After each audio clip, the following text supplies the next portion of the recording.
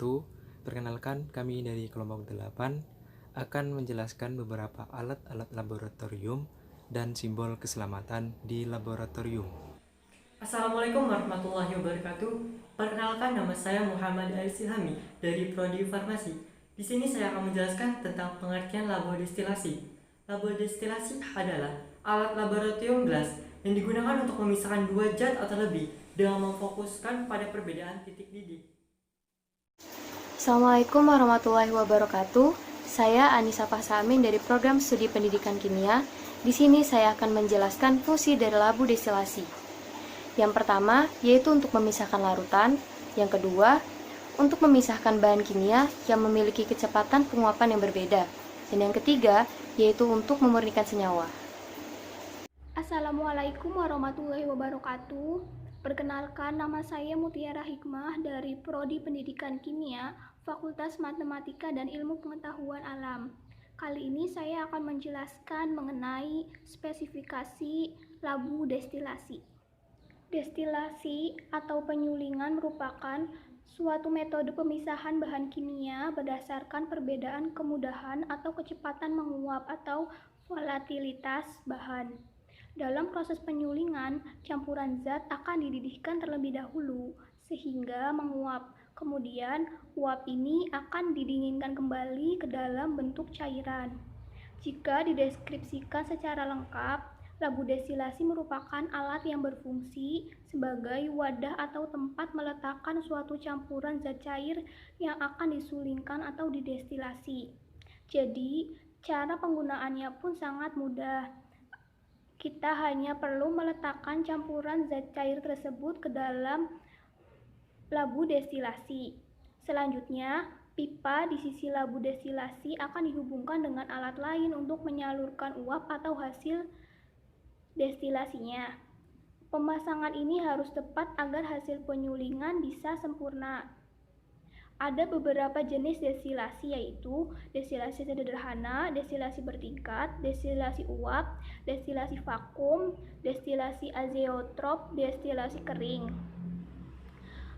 Labu destilasi berasal dari bahan borosilikat berlengan kapasitas 125 dilengkapi karet penutup berlubang kira-kira 6 mm.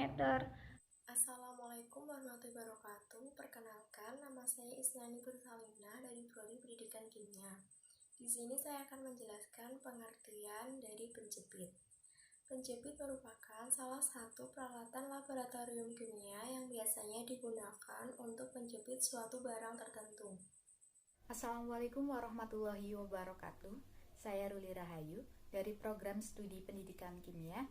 Saya akan menjelaskan fungsi penjepit.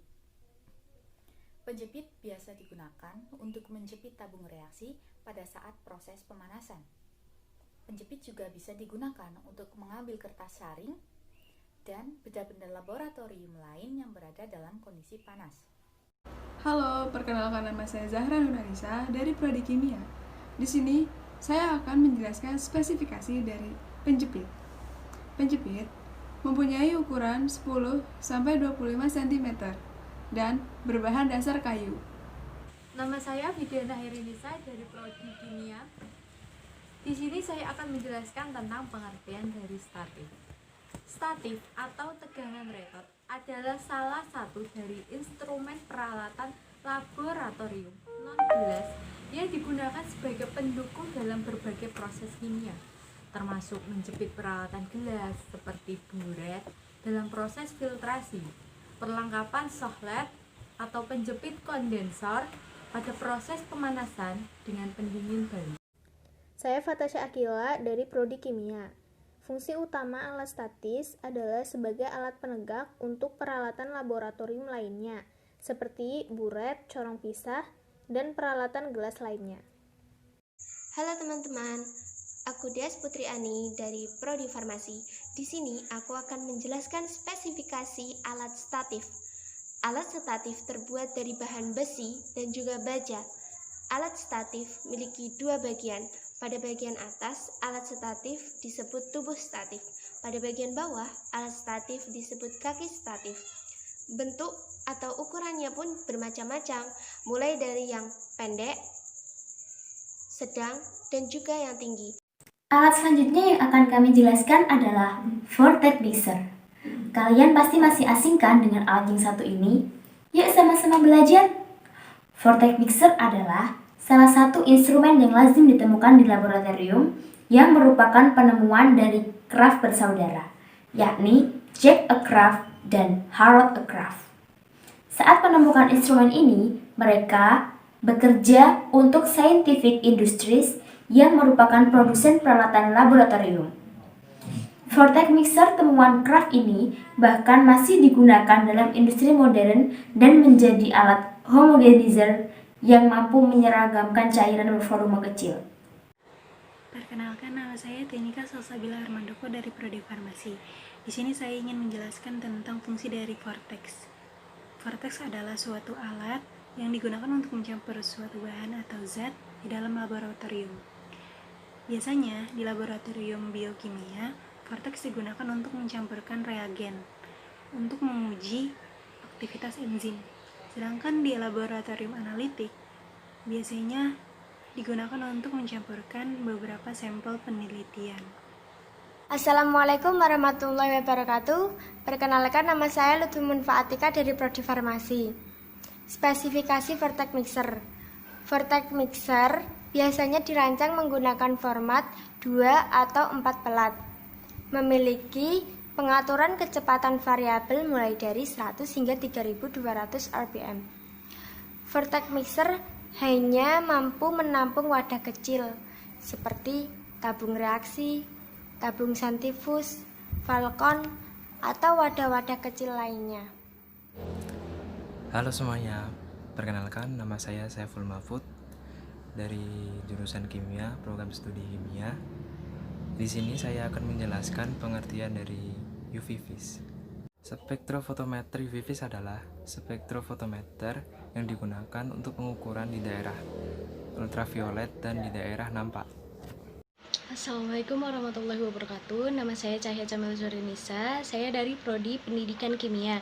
Di sini saya ingin menjelaskan atau memaparkan fungsi dari UV vis. UV vis adalah alat yang digunakan untuk transmisi, reflektansi, dan absorpsi dari cuplikan sebagai fungsi panjang gelombang. Yang kedua itu untuk menentukan kandungan zat organik maupun non-organik. Halo, perkenalkan nama saya Intan Suryaningrum dari Prodi Pendidikan Kimia. Saya anggota dari kelompok 8 Albertus Magnus. Di sini saya mendapat bagian untuk menjelaskan spesifikasi teknis alat spektrofotometer UV vis. Berikut spesifikasinya.